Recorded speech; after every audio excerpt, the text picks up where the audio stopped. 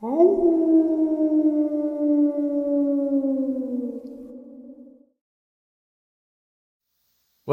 greetings and salutations, everyone, and good morning. I hope everyone is doing well. Before we jump into today's upload, I got a couple links to share with you. As many of you know, I rely on Patreon, PayPal, channel membership, and the merch to help the channel to continue to grow and go. Links to Patreon, PayPal, and channel membership is in the description below. Merch displayed directly under the video. Also, Dogman Frightening Encounters, Volume 1 through 3, the audiobook versions. They were written and researched by Tom Lyons, narrated and produced by me, Jeff Nadolny. Those audiobooks are available on Audible, Amazon, and iTunes, links to which are also in the description as well. And finally, last but definitely not least, if you'd really like to help support the channel to continue to grow and go, simply subscribe. It doesn't cost you a cent. Click that like button, takes half a second.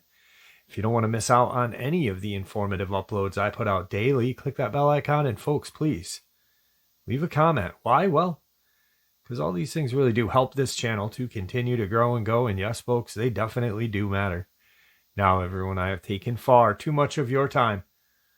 Let's jump into today's upload, shall we? Alright guys, so I'm going to start the upload off with an encounter. I'm going to share maybe one or two video clips with you guys. Then I'm going to share with you guys the very disturbing missing person body found government cover-up, and then a couple more video clips. Let's get into that. Today's first experience. When I was a young boy, I was taught the following bedtime prayer. Now I lie me down to sleep, I pray the Lord my soul to keep. And if I should die before I awake, I pray the Lord my soul will take. At 48 years of age, I believe that to this day. I have virtually said this simple little prayer every day of my life, including last night. It was in the early summer of 2000. I was hunting just north of Mount Hood, working the timber along the sides of the Hood River. In my backpack I had carried a mummy bag and a small breakdown lean-to made of nylon and tubular aluminum, which was set up over me as I slept to shield me from potential rain or dew from landing on me as I rested. On my very first night of my hunt, having set camp near the bank of the Hood River, my fire was raging and I was leaning back on my pack, taking in the night sky, when I heard the first howl. When I say howl, what I heard was not that of a wolf, for I knew what a wolf sounded like. This was a loud, prolonged howl that was emanating from deep within the woods to my east. I remember distinctly my hair standing up as I stood facing the direction of what I had just heard. Generally, having spent quite a lot of time in the woods alone, most of what I hear I am well able to brush off. But, for whatever reason, it was almost as if a warning of some kind had sounded within my very soul that danger was afoot. When the second howl resounded through those woods, it was about 11:43. As I looked down at my watch, listening to the sound, this time it was much louder than the first, apparently having been made closer to my position.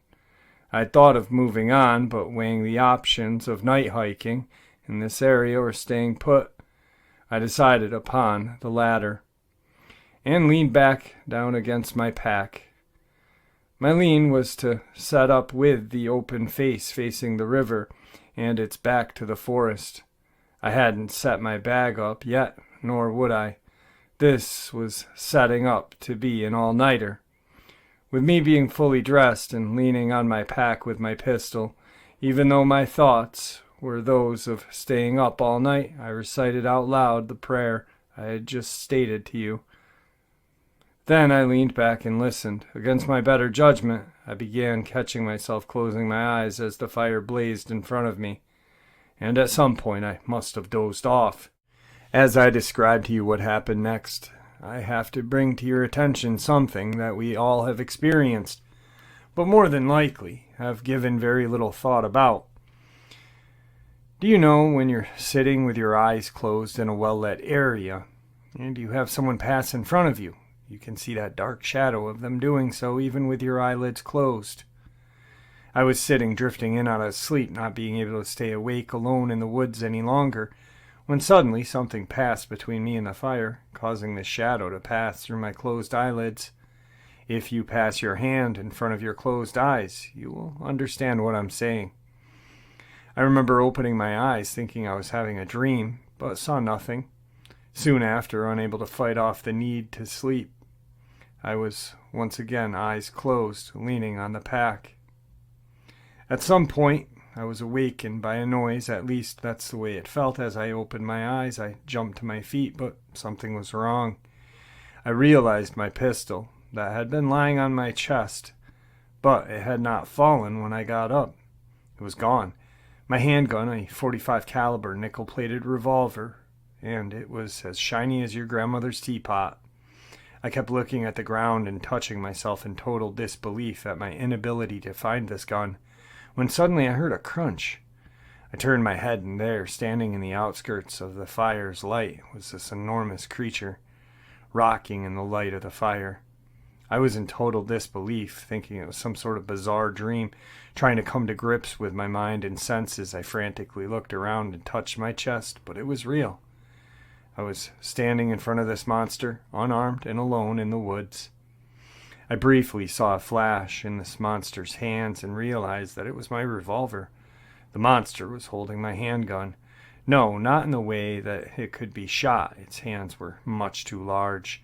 But it had taken it right off my chest while I was asleep and was now holding it. I was convinced I was either losing my mind or I had already lost it. My heart began to race, my breathing became erratic, and somehow I took several steps to my pack and grabbed my rifle. I took the safety off, pointed the rifle squarely at this beast. I pulled the trigger. I don't know if this creature knew what was going to go down or what, but at that very moment, the round was squeezed. It lurched to one side, darting into the woods, screaming, having definitely been hit by my bullet. I chambered a second round, shaking and trembling in the process, shooting the second into the darkness in the direction of the maddening scream which the beast was making. For the next 4 hours until the sun came up, I stood with my back to that river, facing the fire and the woods with my rifle. When night had broken into day, I walked into the area where this Bigfoot had been standing, and 30 feet away my handgun was lying in the woods. As it turns out, it must have been the shadow of this creature's body which had passed in front of my eyelids while I was resting. And yet I heard nothing. Having come close enough to me to snatch my handgun, it could have snatched me up as well, but it didn't. Perhaps it was just fascinated with the gleaming gun in the firelight, and had snuck over by me to grab hold of it. I could tell now, looking back at the events of that night, that it did not know what to do with that gun. It had merely grabbed it, like a crow might pick up a shimmering ring lying in the street to take back to its nest. Nevertheless, I did not die before I awoke, which was the very good thing. This creature was standing there, almost gave me the impression that it was trying to communicate with me, but so frightening was its presence that all I could think of was self-defense, so I fired. Words cannot describe the size and dimensions of one of these beasts, and the stench which was wafting off of its body was sickening, being similar to that of an open cesspool. Its facial features were grimacing, with deep and darkened eye sockets, a huge protruding brow that made it look evil. I couldn't tell, nor did I have any time to figure out whether it was preparing to attack or was just holding its ground. But I wouldn't spend any time saying hello to a grizzly either, so I shot.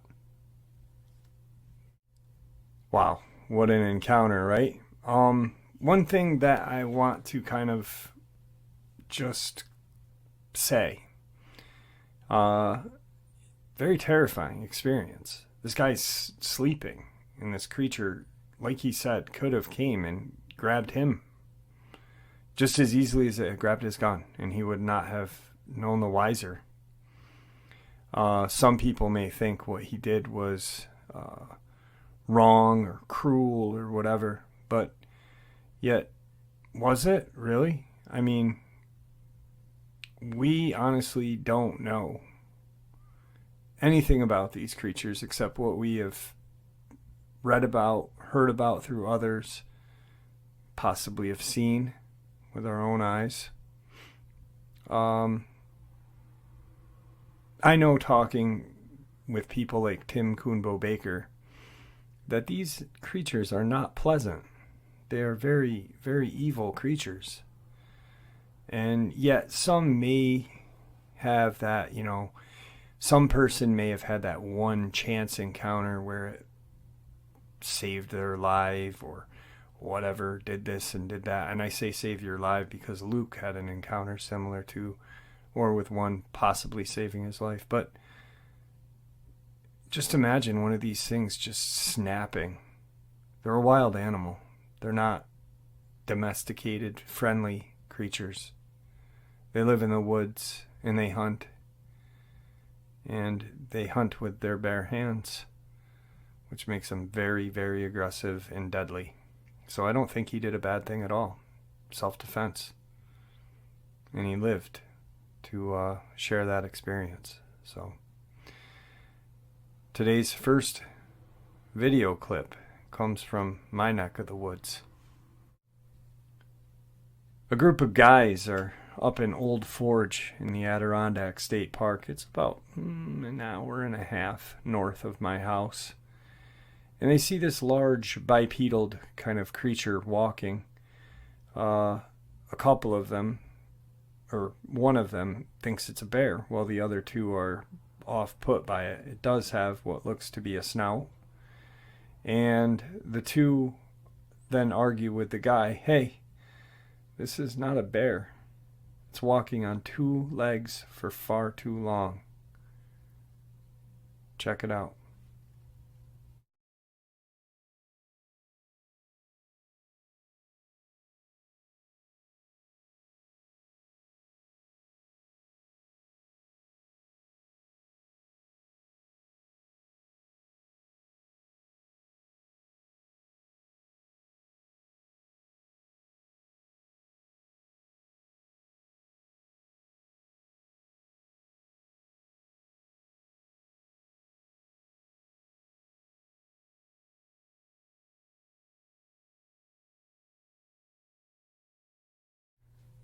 Definitely a creepy little video. I'm really not sure what the heck that is. I wish they had held the camera a little more sturdier instead of flaking out. But you know what? Who knows what we would have done if we were put in that predicament.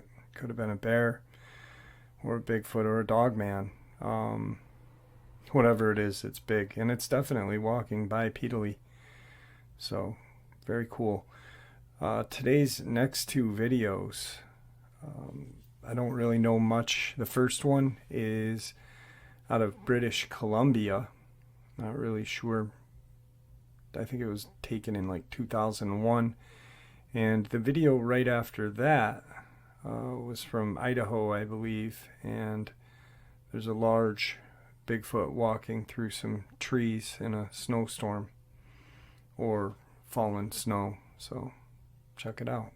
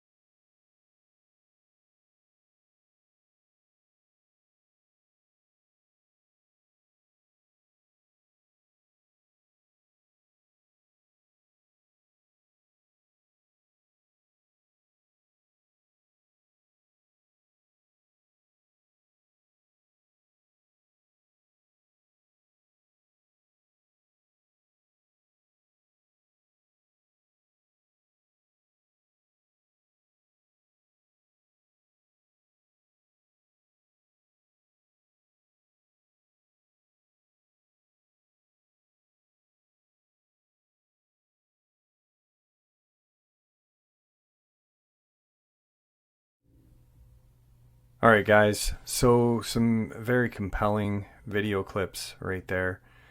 To me, they do have a feel of possibly being real.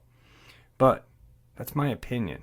My opinion really doesn't matter. The opinion that matters is your guys's. So whatever you guys think is up to you. You know, my opinion matters to me, and your opinions matter to you as well. So, you know, that's why I say it like that. On to tonight's second experience. Tonight's second encounter.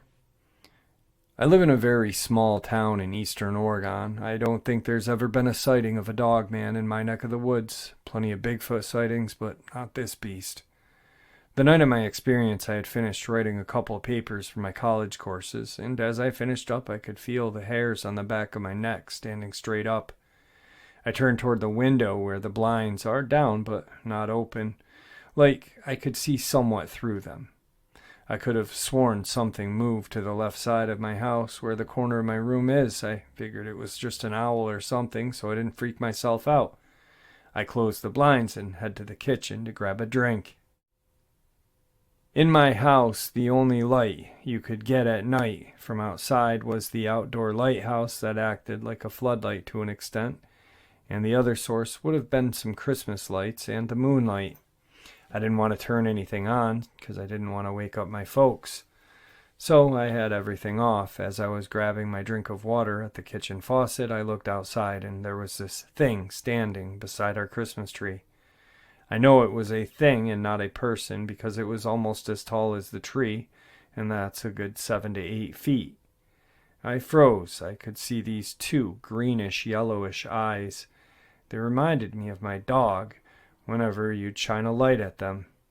This thing made my skin crawl. I wanted to scream and shout and get this creature away from my house. The eyes blinked a couple of times, but just stared at me, stared me down. I couldn't make out a look at its face, but I tried to turn on the kitchen light, and I couldn't even make out what I was seeing until I walked to the sliding screen door that connects to the living room. That thing must have been staring at me or something because I walked over there to see if the light reflected something, and I got way more than I bargained for. I saw lanky legs and a very skinny body, and the last thing I could make out was a snout. I haven't heard of any Bigfoot around here with a long snout. I tried to get some pictures, but it was far too dark to really pick anything up, even with the light coming from the kitchen to reflect on. My phone could make out a vague shape, but you could confuse that easily with the tree. I tried to use the flash, but to no avail. I think that's how I scared it off or something. After a minute, maybe less, of it staring me down in my living room, it turned around and hunkered down on all fours and ran toward an open field. I did not dare step outside, but in the bathroom, where we have this tiny window crack, I could hear a bunch of cows and a few horses going nuts. I'm used to hearing coyote noises whenever the local horses neigh or the cows get in an uproar, but not this time. They were freaking out, what seemed to be over nothing. I haven't heard cows or horses be that upset when it's this close to winter. I wanted to debunk this as a prank from one of my friends, but the only friend I have over here lives a few streets down from me, and he's have to wait until about 2 or 3 in the morning to see if I got up to use the bathroom or to get a drink. There was a video on YouTube, I believe, of a Dogman or something looking through a screen window, and those eyes match that of the creature. Anyway, so that's my encounter. Again, it was in eastern Oregon, and I have never heard of a Dogman experience in this part of the state. Hopefully it was a one-time thing. If not, stay strapped or get clapped.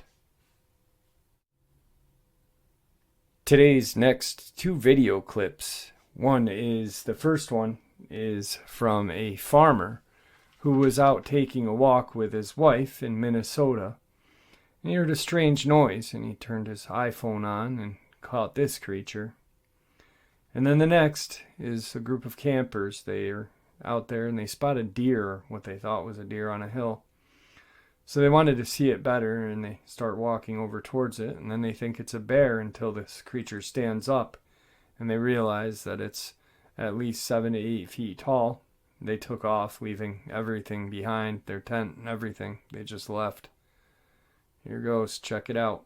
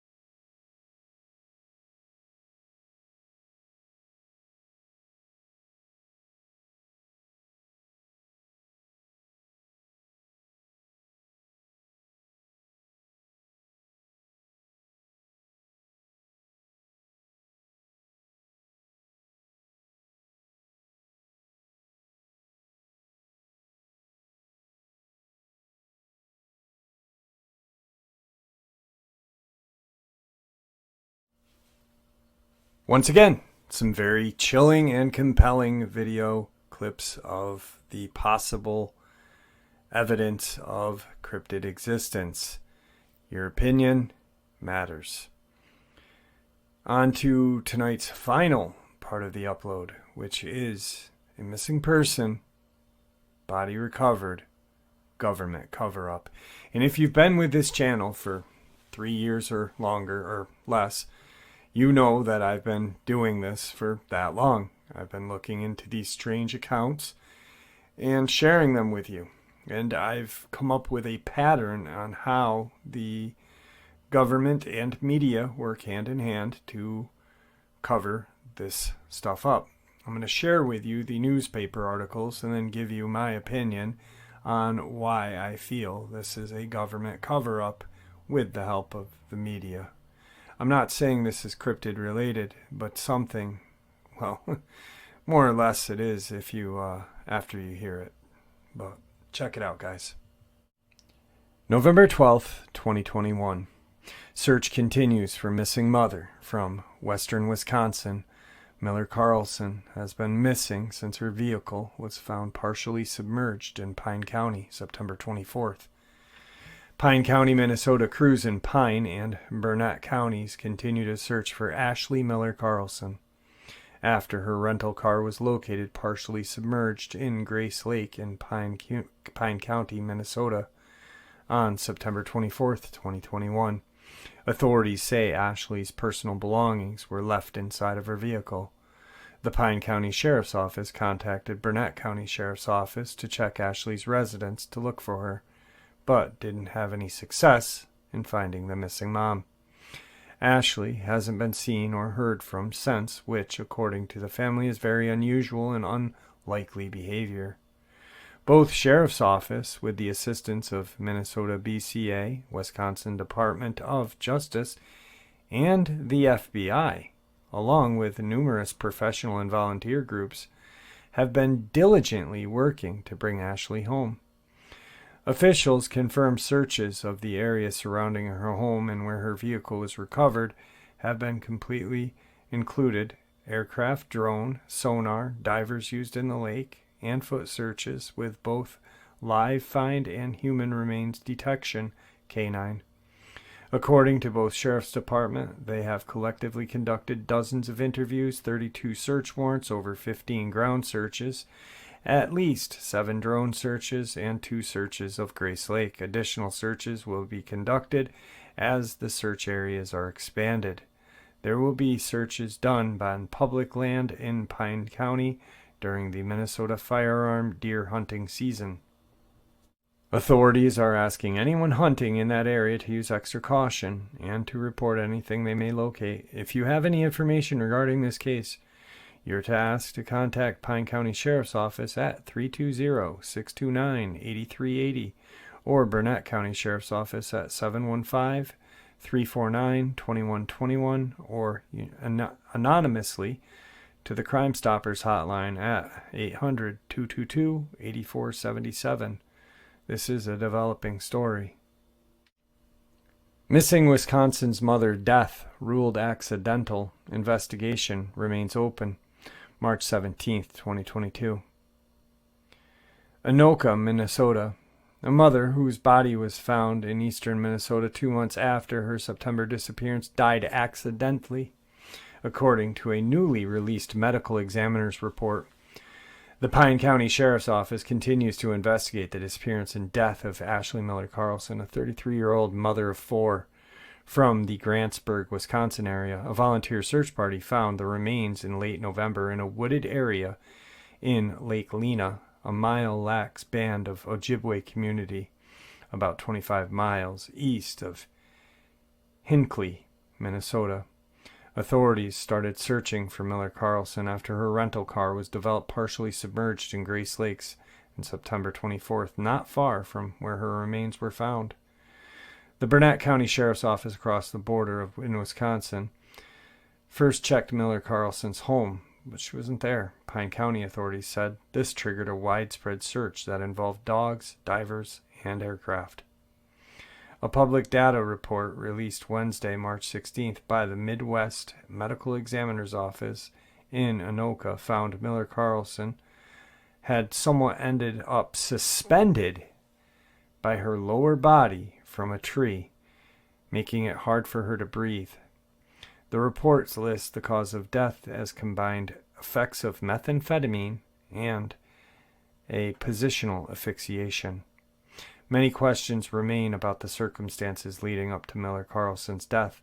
Pine County authorities in November said they had executed 32 search warrants in their investigation. It's still unclear what law enforcement sought in those searches, and the sheriff's office has shared few details about the investigation.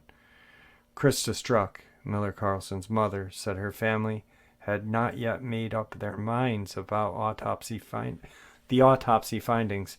Excuse me. At this time, we can't agree or disagree with what the examiner's cause of death is. Right now, there's still an active ongoing investigation, and because of an ongoing investigation, we can't release any details, she said. We still truly don't know what happened. Struck urged anyone with information on the case to call Pine County Sheriff's Office or the tip line monitored by Applied Professional Services, a Duluth professional private investigation firm retained by the family.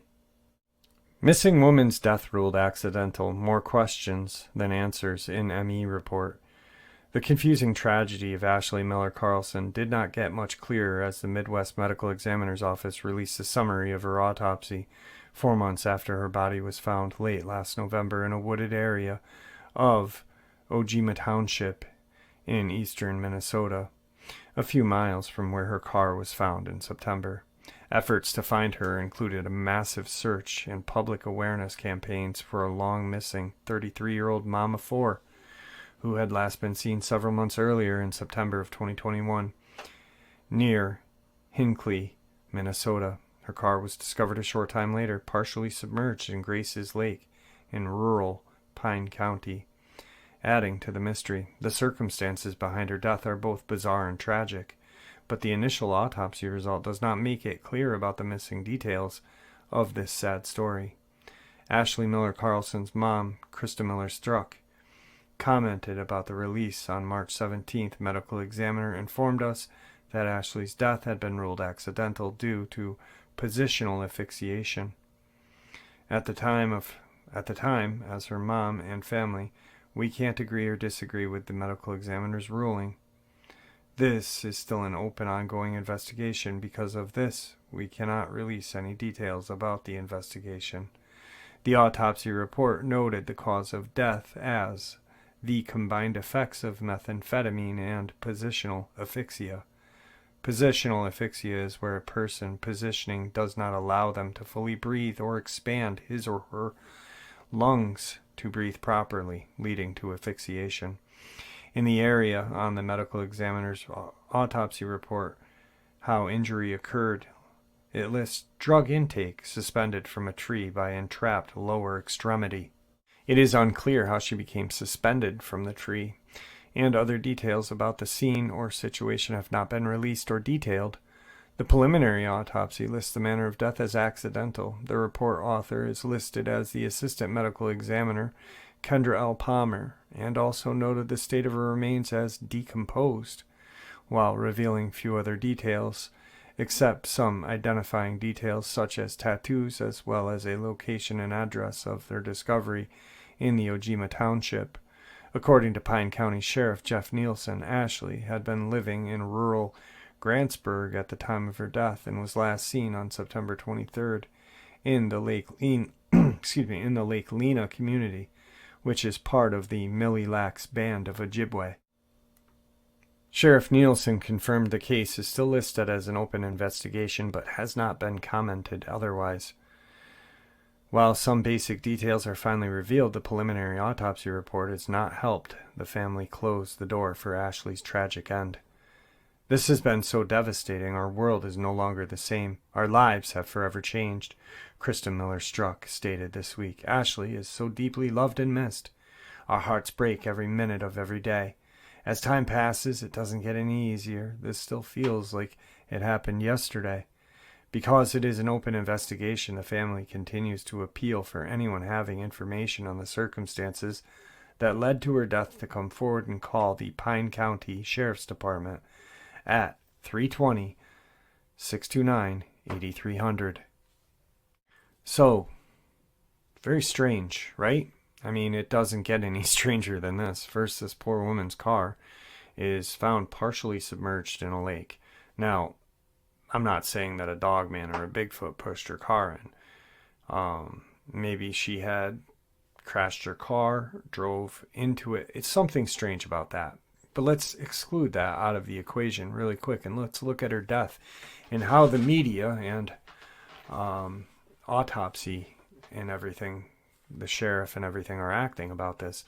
First and foremost, what they do is they really kind of point the blame toward the victim in these kind of very strange cases. In the case of Tony Aarons and Amber Miller, an attack, both were attacked savagely. The cause of death was listed as methamphetamine and animal attack. So, and that was by the wonderful sheriff up in Cott County. And so they blame, they victim blame is what it is. And so a person, a mom of 4, that's another thing. They didn't talk about the methamphetamine being in her system, the family, nor the sheriff or medical examiner's office. And I think that was on part of the media kind of really closing their fences in on that. You know, the local, state, and federal governments kind of just, let's just mention that the methamphetamine was in her body. But if the family speaks up against that, don't put it in the papers. And as you know, the media is not our friend. The media is strictly run by big pharma, big government, big oil, big bank, and one other, the military industrial complex. So with that, this woman, mom of 4, then her picture is in the paper or in the online, you can look her up. She's a very pretty girl. Actually, I'll put her picture at the end here. She just doesn't fit the meth head kind of look. She really doesn't. So this mom of 4 ran away, crashed her car in a river, or lake, climbed up a tree and then hung upside down and couldn't breathe, yet she's on meth and couldn't get down. That makes absolutely no sense. Another thing is that this sentence, it's unclear how she became suspended from the tree and other details about the scene or situation have not been released or detailed. So we don't know what, except the medical examiner prior to this one said partially decomposed. Could it have been decomposed, or could it have just been gnawed on by some sort of wild animals or some sort of large cryptid? No one knows, because no one's gonna tell us that answer. Not that I think we have the right to know the gruesome details, most certainly not, but the family should, and yet they're holding it from the family. Another weird thing is with these cases, they keep them open. They keep them open purposely so they don't have to answer to the public about them. Like Tony Aaron's Amber Miller, that case is still open. I believe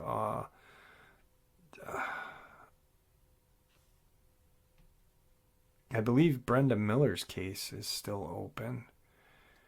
And a few others. Dr. Nancy Shaw's is still open. And most of the cases in Virginia are as well. And of course, the little 13-year-old boy who was found in real bad shape in Kentucky. Now, these cases all fit together because the media really kind of defends the government, doesn't talk about it, doesn't, just really protects themselves and the government. And I say local, state, and federal. Well, that they're all involved in this. Why is the federal government involved? She's not a tender-aged youth. So it's very strange, unless they found drugs in her car, a large portion. But even then, the state police would handle that.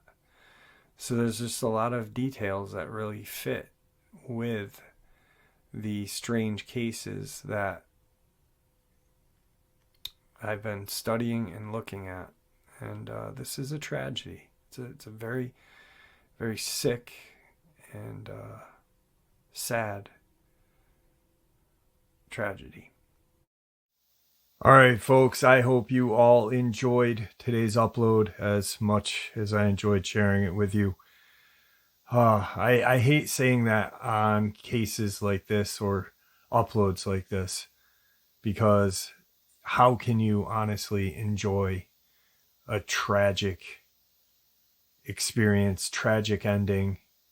It's sad, but it is evidence that there is a corruption, the government cover-up, and I don't know. That's why I always do say, stay safe, because we don't know when it may happen to us. It may not, it may. No one knows. But I do appreciate the support. After all, it is your support that keeps this channel growing and going. And honestly, what gives us all a place for people to share their experiences, ideas, and theories without ridicule and judgment, just treated with the respect that we all deserve. Everyone, please stay safe, happy, healthy, and vigilant. Keeping an eye on our children, pets, family, and friends. These creatures are real. They are out there and they are dangerous. Share this information with those you love and care about, and it may just help save their lives someday. Until next time, never stop asking questions, never stop searching for the truth, and God bless.